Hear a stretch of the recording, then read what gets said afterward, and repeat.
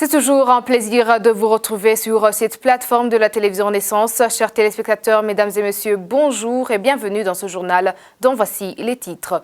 Que les Burundais ont été spoliés de leurs biens, meubles et immeubles, cela ne devrait pas être l'objet de leur malheur. Par contre, ils ont perdu leur dignité, ils ont été humiliés. C'est ça qui devrait leur faire du mal. Vous allez suivre dans ce journal Marguerite Barangité. C'était lors d'un lancement de l'année jubilaire de la Maison Shalom. La croissance démographique est l'un des problèmes qui cause la pauvreté au Burundi. Pour maîtriser cette croissance démographique, les Burundais sont appelés à limiter les naissances. Dans le domaine sportif, 4 pays qualifiés dans le demi-finale de la CAN sont déjà connus. Plus de détails dans ce journal, voici pour le sommaire.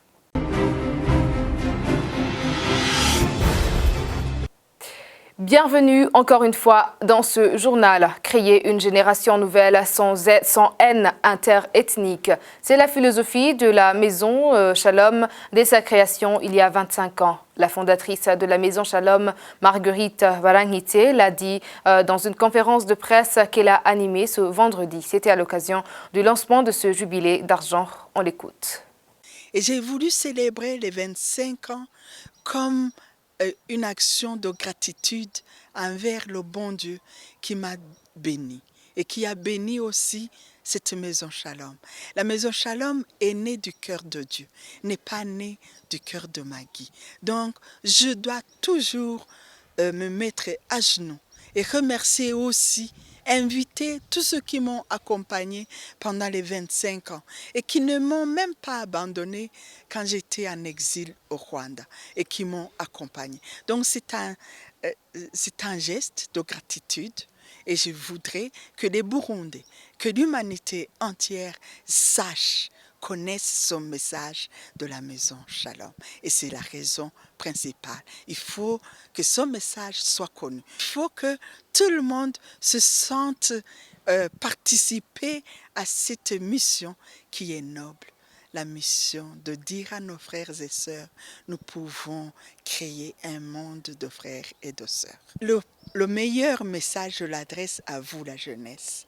Vous devez apprendre à vous mettre debout et à refuser la haine fratricide, à dire nous voulons un pays où il fait bon vivre, où tout le monde peut jouir de ses droits humains. C'est ça le seul message que je peux lancer et que nous pourrions aussi vous former, que j'invite tous ces grands professeurs des universités qui m'ont honoré en me donnant les doctorats honoris causa. Et c'est pour cela que je voudrais que ce centre soit réellement un centre de formation pour les futurs dirigeants dans le monde. Parce que maintenant, nous sommes citoyens du monde. Nous pouvons aller dans le monde.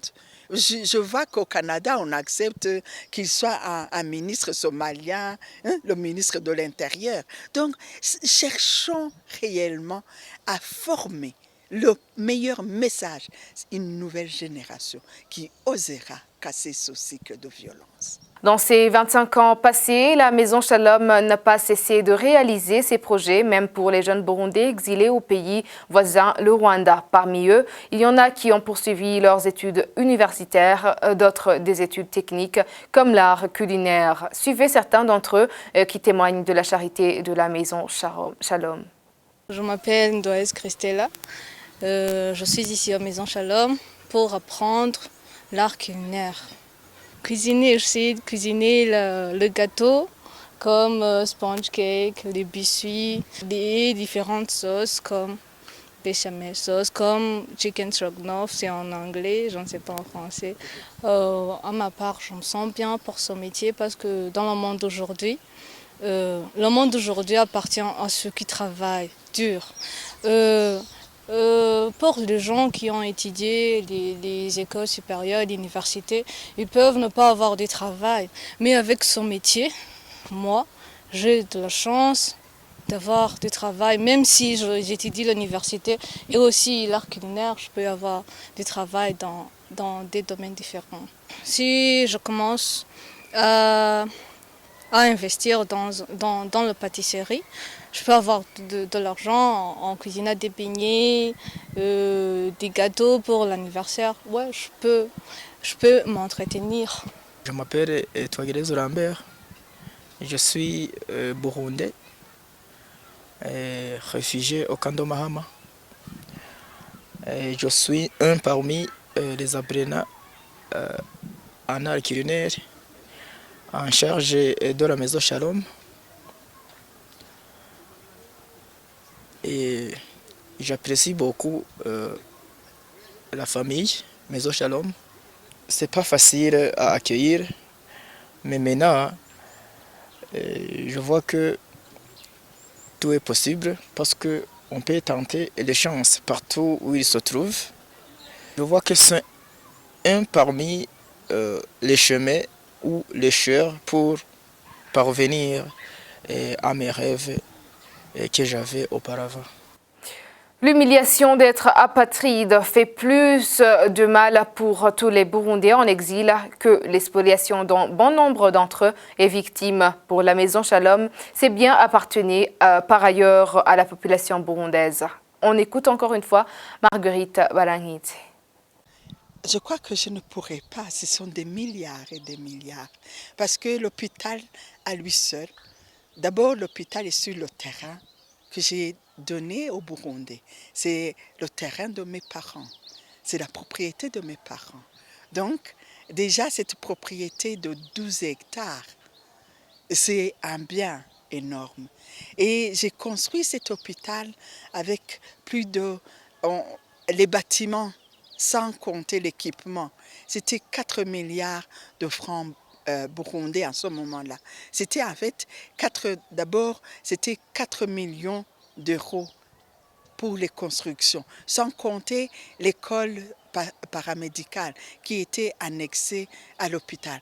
Les bâtiments, les immeubles, Tourouyigi, je crois, que ce soit la BCB, louer donc l'immeuble de la Maison Shalom, la BGF, que ce soit le HCR, que ce soit donc tout, et les restaurants, les maisons d'hôtel, donc tout ça a été spolié.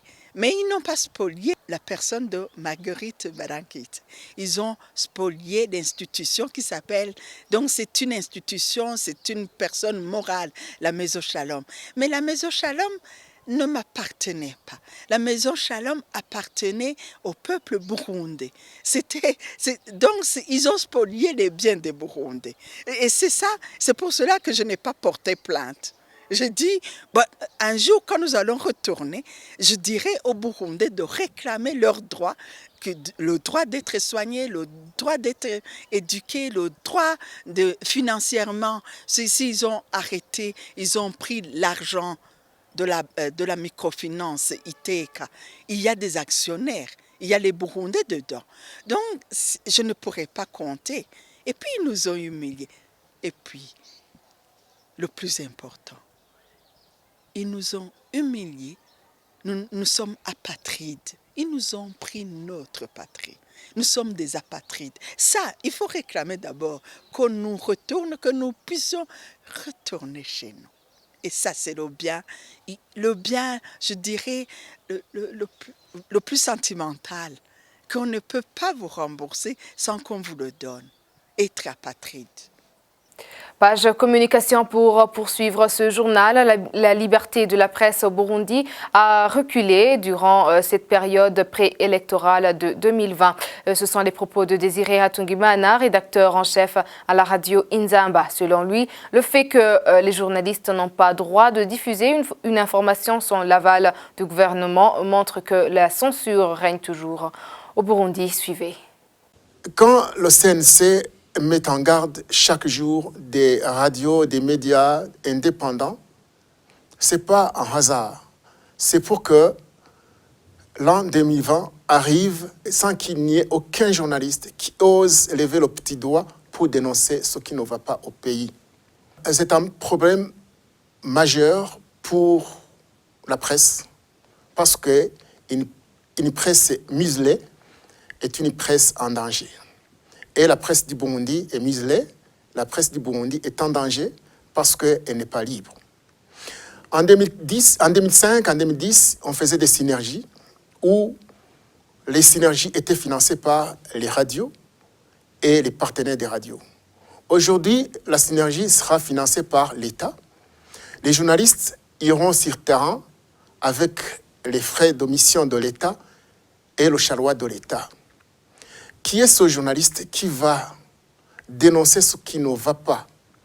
Qui est ce journaliste qui va dénoncer? Un député ou un gouverneur ou un ministre du CNDD-FDD qui fera campagne pendant les élections, alors que c'est interdit par la loi? Personne. Alors, on évolue vers où? On évolue vers un statu quo parce que le pouvoir de Bujumbura, le pouvoir est en train de préparer le terrain pour qu'en 2020, il n'y ait aucun média indépendant, pour que les élections se passent comme ils le veulent.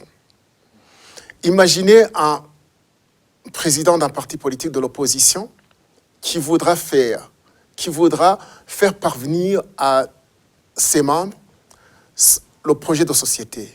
Est-ce qu'il va à la radio-télévision nationale pour dénoncer ce qui n'a pas marché pendant les 5 ans? Est-ce que la radio va diffuser son discours alors qu'il a le droit d'avoir accès aux médias publics, même aux médias indépendants qui n'existaient malheureusement pas aujourd'hui? Alors, les élections de 2020, je pense que ce ne sont pas des élections crédibles.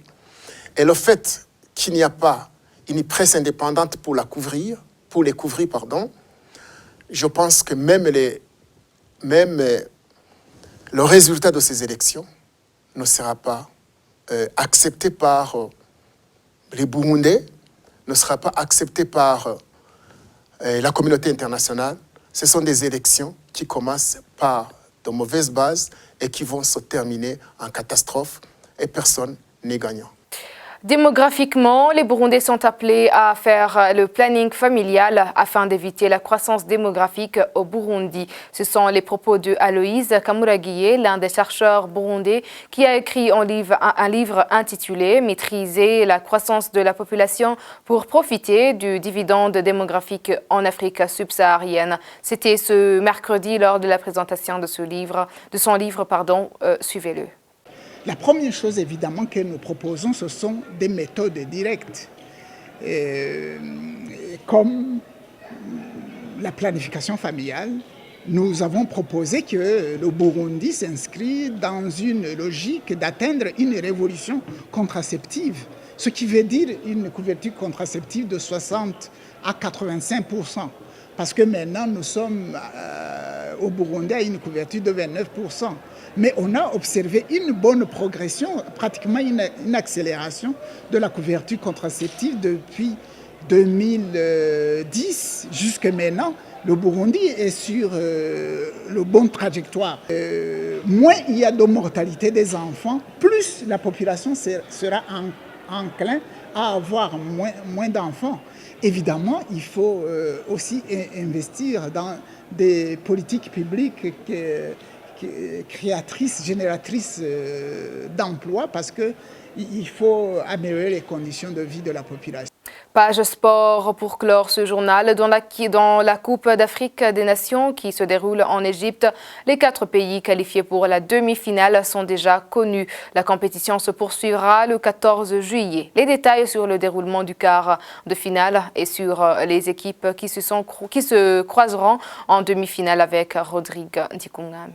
La CAN 2019 a ses 4 demi-finalistes. Premier demi-finaliste s'est très qualifié. Le Sénégal vainquait le 10 juillet contre les écuries béninois sur le plus petit score 1-0 grâce à Idriss Gueye. La dernière qualification des Lions de la Teranga pour les demi-finalistes remontait à 2006. Aliou Cissé et ses hommes se mesureront à la Tunisie. Les Aigles de Carthage, champions d'Afrique en 2004, ont mis fin à la belle aventure des novices malgaches 3-0 ce 11 juillet. Dans l'autre demi-finale, on retrouvera un habitué, le Nigeria. Les Super Eagles ne sont pas tombés dans le même piège que les Égyptiens. L'Algérie a remporté le billet pour le dernier carré et pour son rendez-vous face au Nigeria.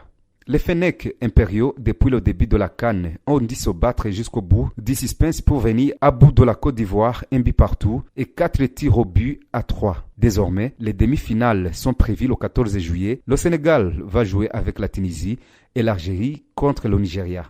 Je vous remercie, Rodrigo Ndikungami. C'est par ici que prend fin ce journal. Merci de nous avoir suivis. À la prochaine édition.